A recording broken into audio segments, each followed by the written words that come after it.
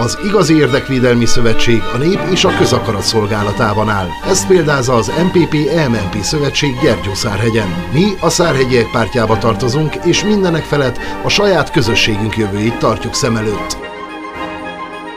Formájer Tivadar, tanácsos jelölt. Jelenleg vezető funkcióban levő vadgazda, és tevékenykedik az erdőművelés területén is.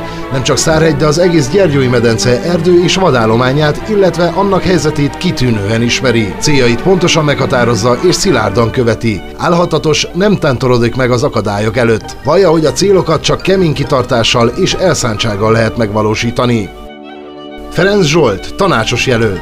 13 éve szakszerű és elismert vállalkozást vezet. Jelentős közéleti múlttal rendelkezik, több mandátumot is megszerzett a helyi önkormányzat tanácsosaként. 12 éve helyi vezetője a Magyar Polgári Szövetségnek, illetve a Magyar Polgári Pártnak. Őszinte, véleménykimondó, az egyenes beszéd híve. Ő valóban hisz Székelyföldben, meggyőződése, hogy megmaradásunk záloga csak is az önálló rendelkezésben rejlik.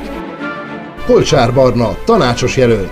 Fafeldolgozó cég társtulajdonosa és vezetője. Erős igazságérzettel, kitűnő konfliktuskezelőkészséggel és következetes magatartással rendelkezik. Életfelfogását a családcentrikusság és a közösség iránti szeretet jellemzi. Fazakas László, tanácsos jelölt. Jelenleg saját műhelyében dolgozik, illetve jelentős területen foglalkozik mezőgazdasággal. Türelmes, megfontolt, alázatos és segítőkész. Különösképpen az egyszerű, gazdálkodó embereken szeretne segíteni tapasztalatával. Úgy gondolja, a község egyik legalapvetőbb anyagi támpillére a mezőgazdaságban rejlik.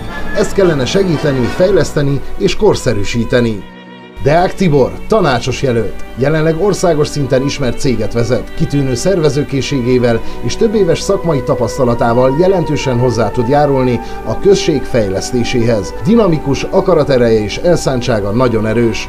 Különösképpen a falurendezés fejlesztését, a sport és a közösségi tevékenységeket támogatja. Kolcsár András, megyei tanácsos jelölt. 10 év tanári, 12 év jegyzői múlttal, illetve 10 éves helyi képviselői tapasztalattal rendelkezik. Jelenleg önkormányzati szakértő, jogtanácsos, az Erdélyi Magyar Néppárt országos alelnöke.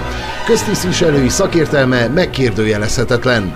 Jegyzői munkássága elismert, ennek kapcsán vált országos önkormányzati szakértővé. A helyi, közösségi, illetve nemzeti kérdésekben nem ismer megalkuvást. Az esélyegyenlőség és méltányos bánásmód jeles zászlóvivője.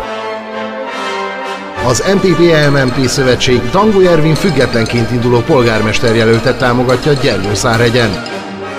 Június 5-én szavazzon a változásra!